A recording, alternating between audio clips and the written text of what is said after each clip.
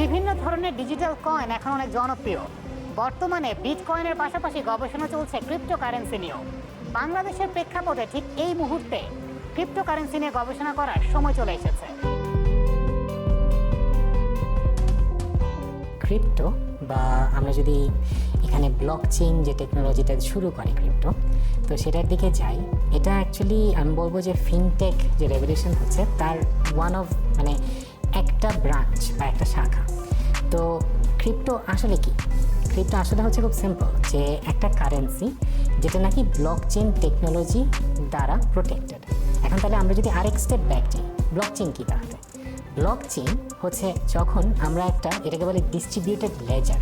Distributed laser সোজা ভাষায় যদি বলি, একটা দলবদ্ধ হয়ে একটা প্রবলেম সলভ করা।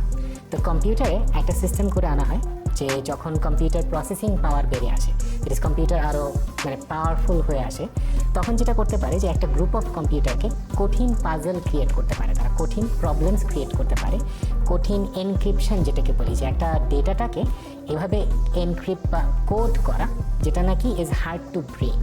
তো ব্লকচেইনের আইডিয়াটাই হচ্ছে যখন অনেকগুলো কম্পিউটার একসাথে একটা নেটওয়ার্কে আসে অ্যান্ড তারা যখন এই এনক্রিপশনগুলো করে, সেটা ভাঙাটা সম্ভব হয়ে ওঠে না। ধরুন একজন যে নাকি আজকে চিটাগাঙে আছে, সে একটা পেমেন্ট আজকে ধরুন রাজশাহীর নাটোরে করছে।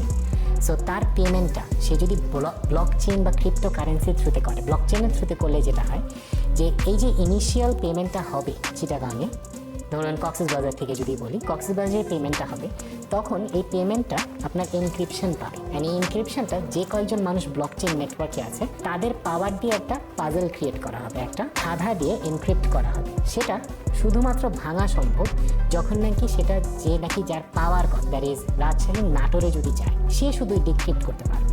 ব্লকচেইন টেকনোলজিটা উঠে আসে টু এনশিওর যে এই যে একটা মানুষ টাকা পাঠাচ্ছে অ্যান্ড যে পাচ্ছে তার এনক্রিপশনটা যেন কেউ ভাঙতে না পারে। কারণ দেখুন, একটা ব্লকচেইন যেটা চেইন নেটওয়ার্কের মধ্যে যদি এখন 100টা কম্পিউটার থাকে, তার মানে যে এনক্রিপশনটা হচ্ছে সেটা কিন্তু 100টা কম্পিউটার এনক্রিপ্ট করছে, এই পাজলটা ক্রিয়েট করছে। তার মানে এটাকে ভাঙার জন্য 101টা কম্পিউটারের টার্গেটেড এফোর্ট লাগবে। তার মানে এটাকে ভাঙতে হলে আমার এমন একটা কিছু লাগবে যেখানে 100টা কম্পিউটার দিয়ে একটা ট্রানজ্যাকশনকে হিট করছি, যেটা আসলে কঠিন করাটা। আমি বলবো না যে অসম্ভব, কিন্তু কঠিন করাটা। আস্তে আস্তে যখন একটা ব্লকচেইন বাড়ে, তখন কিন্তু তত বেশি কম্পিউটার লাগে টু ব্রেক দ্য চেইন। তার মানে security is the main target of blockchain, যে কেউ ভাঙতে পারবে না এই কোডটাকে বা এনক্রিপশনটাকে।